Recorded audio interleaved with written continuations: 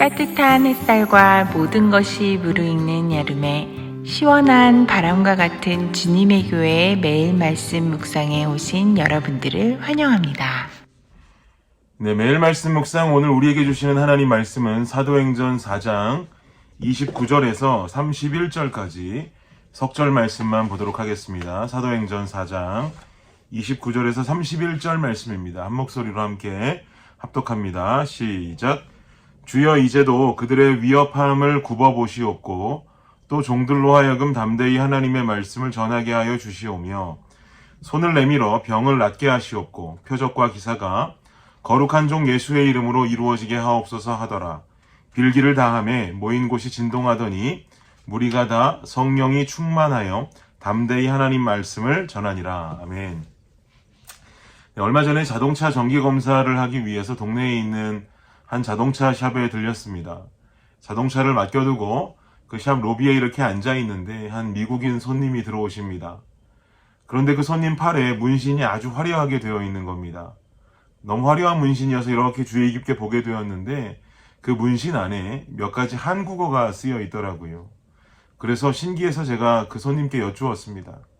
당신 문신 안에 있는 한국어는 어떤 의미입니까? 라고 제가 여쭈었더니 그분 말씀이 자신의 아내가 한국 사람인데 아내의 한국 이름과 또 자신의 딸아이의 한국어 이름을 함께 새긴 것이다 라고 이야기해 주었습니다.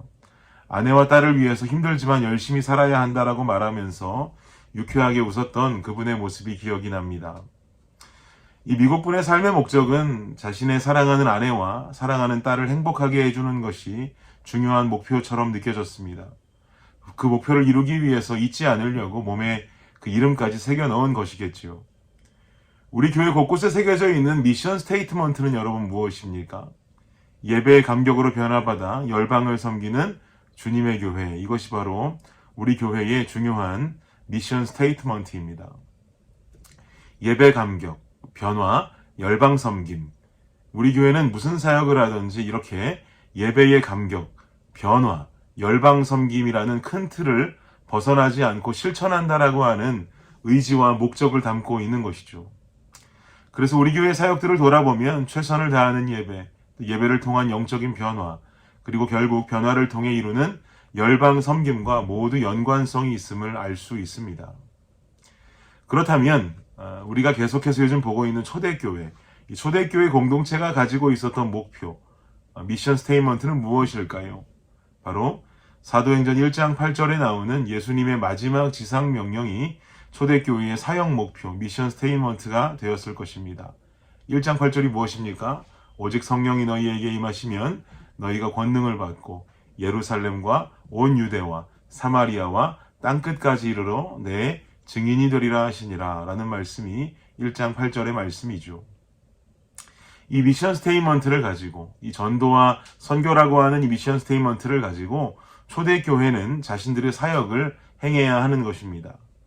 그러면 이런 전도와 선교의 미션 스테이트먼트를 가지고 있는 초대교회 교인들에게 중요하게 필요했던 것은 무엇이었을까요? 현재 초대교회는 아직 디아스포라가 되기 이전이라 예루살렘 지역 복음화를 위해 사역을 하고 있는 상황입니다. 이 와중에 베드로와 요한이 서기관과 장로들에게 붙잡힘을 당하고 복음 사역에 관한 제지를 당했었죠. 그 장면이 어제 본문으로 주어졌었습니다. 그러나 어제 본문을 통해서 만난 베드로와 요한의 모습은 어땠습니까? 이런 종교자 지도자들의 제지에도 전혀 굴하지 않는 모습을 보여주었습니다. 11절 12절이 그 증거가 되는데요. 제가 한번 읽어드리겠습니다. 이 예수는 너희 건축자들의 버린 돌로서 집 모퉁이의 머릿돌이 되었느니라. 다른 이로서는 구원을 받을 수 없나니 천하 사람 중에 구원을 받을 만한 다른 이름을 우리에게 주신 일이 없음이라 하였더라. 이런 이야기를 거침없이 전했습니다. 이렇게 굴하지 않는 모습을 보여준 베드로와 요한은 결국 풀려나게 되고 공동체로 돌아와서 자신들이 겪은 일들을 간증처럼 그 공동체에 전달합니다. 그리고는 이 간증을 나눈 자들과 함께 하나님을 찬양하고 기도를 올려드리게 되죠. 그 기도의 내용이 바로 오늘 본문의 내용인 것입니다. 그런데 오늘 본문에 나타나는 예루살렘 공동체의 기도 내용이 좀 특별하게 여겨집니다. 29절 보십시오. 29절 함께 읽겠습니다. 시작. 주여 이제도 그들의 위협함을 굽어보시옵고 또 종들로 하여금 담대히 하나님의 말씀을 전하게 하여 주시오며. 현재 교회를 핍박하는 세상 권력을 향해서 기도하고 있습니다. 그런데 보통의 기도라면 하나님을 모르는 세상의 어떤 권력의 핍박 속에 하나님의 교회를 보호해달라고, 지켜달라고 기도해야 맞겠죠. 그러나 지금 본문 속에 있는 그들의 기도는 좀 색깔이 다릅니다. 하나님 우리를 지켜주십시오, 보호해 주십시오 하는 간구의 기도가 아니라 종들로 하여금 담대히 하나님 말씀을 전하게 하여 주시오며 라고 기도합니다. 무슨 말입니까? 도리어 교회를 핍박하고 있는 세상 권력 앞에 우리를 지켜주세요 하는 어떤 약한 기도가 아니라 우리가 담대히 설 수 있는 힘을 달라고 간구하고 있다는 것이죠. 그리고 이어지는 기도의 결과가 31절에 나오는데요. 31절을 보십시오. 어떤 결과가 나오는지 함께 보겠습니다. 31절 함께 읽습니다. 시작. 빌기를 다하매 모인 곳이 진동하더니 무리가 다 성령이 충만하여 담대히 하나님의 말씀을 전하니라. 아멘. 빌기를 다하매, 그 기도를 모두 다 마치고 나니 모인 곳이 진동했다. 이 말인즉슨 하나님께서 그들의 기도를 듣고 응답하셨단 말씀이죠. 그 응답의 결과는 무엇이라고 말합니까? 성령이 충만하여 담대하게 말씀을 전하기 시작했다라는 것입니다. 제가 아까 드렸던 질문 기억하시나요? 오직 성령이 너희에게 임하시면 너희가 권능을 받고 예루살렘과 온 유대와 사마리아 땅끝까지 이르러 내 증인이 되리라 하시니라 라고 하는 초대교회의 미션인 전도와 선교의 사명을 감당하기 위해서 그들에게는 무엇이 필요할까라고 제가 질문했었습니다. 그 답은 바로 복음을 전할 수 있는 담대함이었던 것입니다. 많은 목사님들 말씀하시기를 사도행전의 역사는 여전히 끝나지 않았다고 말씀하시죠. 사도행전은 28장으로 마무리가 되지만 사도행전 29장은 우리가 아직도 써내려가는 이야기라고 말씀하십니다. 맞는 말씀입니다.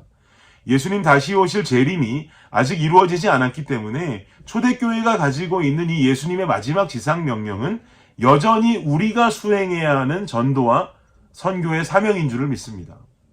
그러면 초대교회 공동체를 이루었던 그들이나 또 오늘을 살고 있는 우리에게나 모두 필요한 것은 무엇입니까? 그 복음을 전할 수 있는 담대함이죠. 그런데 이 담대함은요, 그저 겁없는 호기로움을 말하는 것이 아닙니다. 아까 읽었던 말씀에서요, 담대함을 설명할 때 전제가 되었던 것이 하나 있는데 그게 무엇이냐면 성령 충만함입니다. 성령의 충만함으로부터 생긴 담대함이 필요하다라고 말했었죠. 그렇다면 여러분, 성령의 충만함은 어떻게 받습니까? 충만하다라고 하는 말의 의미는요, 가득 채운다라고 하는 말의 의미죠. 그런데 충만하다라고 하는 말의 헬라어는 플레로마라고 하는 단어가 사용되어지는데 이 단어가 말하는 충만은요, 가득 차서 고여있는 상태를 말하는 것이 아닙니다.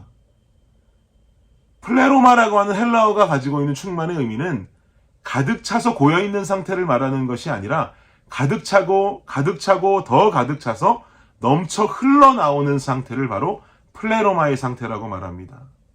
이 플레로마의 상태를 아주 잘 설명해주는 사건이 바로 오병이어 사건입니다.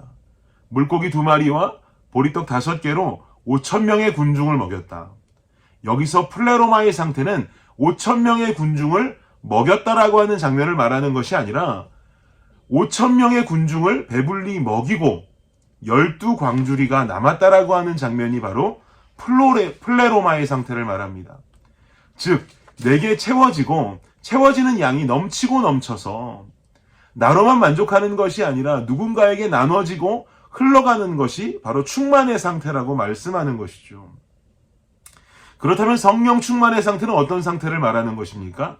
내 안에 여전히 내주하시는 성령이 나를 채워서 나의 삶을 통해서, 나의 행동을 통해서, 나의 언어를 통해서 내게 가득 채워진 성령이 내게 고여있는 것이 아니라 내 삶을 통해 나타나고 드러나고 흘러가는 상태를 바로 성령 충만의 상태다라고 말씀할 수 있는 것입니다. 방언하지 못해도 됩니다. 예언하지 못해도 됩니다. 병 고치지 못해도 됩니다. 그렇지만 내 삶이 성령을 드러내고 있다면, 나를 통해 하나님이 드러나고 있다면, 성령의 역사가 가득 차서 그 성령이 내 삶을 통해 나타나고 있다면 이것이 바로 성령 충만한 상태가 되는 것입니다. 이러한 모습을 가지고 담대히 복음 전하는 자, 그 복음의 능력이 없을 수가 있겠습니까? 세상의 권력이 그 자를 감히 대항할 수 있겠습니까? 그래서 우리는 오늘도 이 아침을 하나님 아버지와 함께 말씀으로 시작하는 것이고, 내주하시는 성령을 내 안에 가득 채우기 위해서 몸부림치고 있는 것이죠.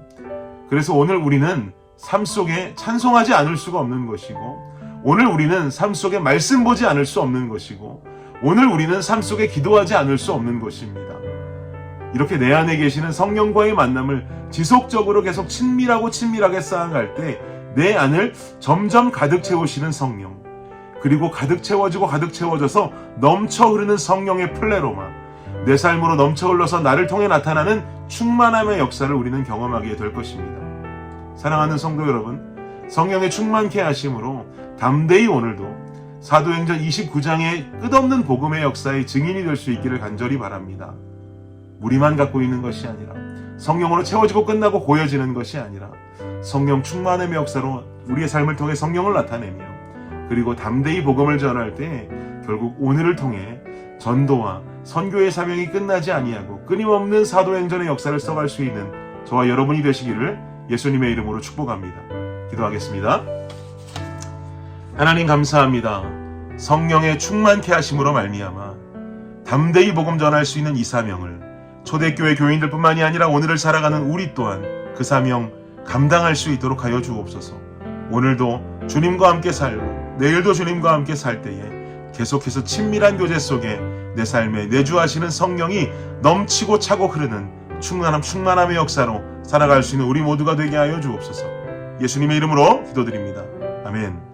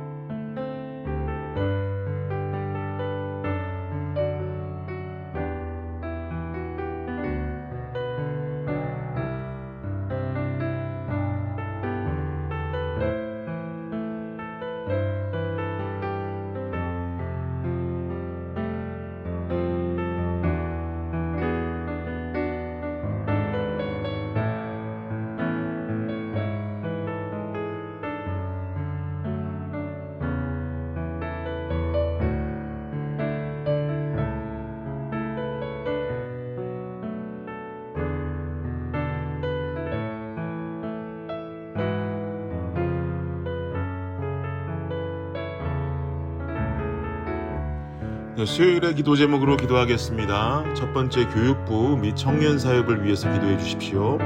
영아, 유아, 초등, 중고등부 교회 학교를 통해 어릴 때부터 복음을 만날 수 있도록, 대학부 청년부 EM 사역을 통해서 영적 부흥이 일어나도록. 두 번째는요, 구역 예배 위해서 기도해 주십시오. 구역장들이 예배를 성령 충만함으로 인도하도록, 구역장들이 섬김을 통해 각 개인이 은혜와 복을 받도록 기도해 주시기 바랍니다.